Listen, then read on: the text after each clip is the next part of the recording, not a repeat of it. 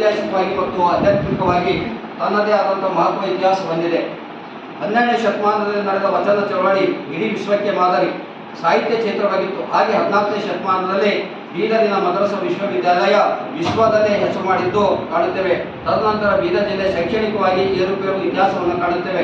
1915ರ ಪೂರ್ವದಲ್ಲಿ ಬೀದರ್ ಜಿಲ್ಲೆ ವಿದ್ಯಾರ್ಥಿಗಳ ಫಲಿತಾಂಶ ನೋಡಬೇಕಾದರೆ ಕೊನೆಯ ಸ್ಥಾನದಿಂದ ನೋಡುವ ವ್ಯವಸ್ಥೆ ನಮ್ಮದಾಗಿತ್ತು.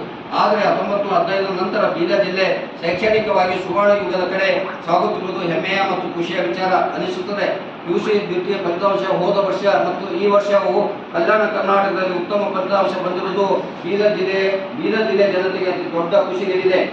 ಉತ್ತಮ ಫಲಿತಾಂಶ ಕಾರಣದ ನಮ್ಮ ಬೀದರ್ ಜಿಲ್ಲೆ ಹೆಮ್ಮೆಯ ಡಿಪಿಯವರಾದಂಥ ಚಂದ್ರಕಾಂತ್ ಚಾಪತ್ಕರ್ ಸರ್ ಅವರ ಪ್ರಯತ್ನ ಅಡಗಿದೆ. ಕಾಯಕವೇ ಕೈಲಾಸ ಎಂದು ಭಾವಿಸಿ ಹಗಲು ಇವರು ಜಿಲ್ಲೆಯ ಶೈಕ್ಷಣಿಕ ಸುಧಾರಣೆಗಾಗಿ ಶ್ರಮ ಪಡುತ್ತಿರುವುದು ಉತ್ತಮ ಫಲಿತಾಂಶಕ್ಕೆ ಕಾರಣವಾಗಿದೆ. ಉಪನ್ಯಾಸಕರು ಮತ್ತು ಟ್ರಾನ್ಸ್ಫಾರ್ಮರ್ನೊಂದಿಗೆ ನಿಕಟ ಸಂಪರ್ಕ ಹೊಂದಿ ಪ್ರೀತಿಯಿಂದ ಅವರ ಮನಸ್ಸು ಗೆದ್ದು ಉತ್ತಮ ಕಲಿಕೆ ಮಾಡಲು ಮನವರಿಕೆ ಮಾಡಿರುತ್ತಾರೆ. ಸದಾ ಕ್ರಿಯಾಶೀಲತೆ ವ್ಯಕ್ತಿತ್ವ ಹೊಂದಿರುವಂತಹ ಡಿಡಿಪಿಒ ಅವರು ಪ್ರತಿ ವರ್ಷ ಫಲಿತಾಂಶ ಸುಧಾರಣೆಗಾಗಿ ಕಾರ್ಯಾಗಾರ ನಡೆಸಿದಲ್ಲದೆ ಕಾಲೇಜುಗಳಿಗೆ ಭೇಟಿ ನೀಡಿ ವಿದ್ಯಾರ್ಥಿಗಳೊಂದಿಗೆ ಸಂವಾದ ನಡೆಸುತ್ತಾರೆ. ಟ್ರಾನ್ಸ್ಫಾರ್ಮರ್ ತಿಂಗಳ ಸಭೆ ನಡೆಸಿ ಉತ್ತಮ ಕಲಿಕೆ ಕುರಿತು ಮೇಲಿನ ಮೇಲೆ ತಿಳಿಸುತ್ತಾರೆ. ಅಣ್ಣ ಬಸವಣ್ಣನವರು ಹೇಳಿರುವಂತೆ ಕಾಯಕವೇ ಕೈಲಾಸ ಜೀವನದಲ್ಲಿ ಪಾಲಿಸಿದವರು. ಯಾವುದೇ ಸಭೆಗೆ ಮುಂಚಿತವಾಗಿ ತಾವೇ ಆಗಮಿಸಿ ಸಮಯದ ಪ್ರಜ್ಞೆಯನ್ನು ಬಲ್ಲವರು. ಹೀಗೆ ಇವರ ವ್ಯಕ್ತಿತ್ವ ಎಲ್ಲರಿಗೂ ಮಾದರಿ. ಮತ್ತೊಮ್ಮೆ ಸಹ ತಮ್ಮ ಉತ್ತಮ ಪದ್ಧತಿ ತಂದಿರುವುದಕ್ಕಾಗಿ ತಮಗೆ ಅನಂತ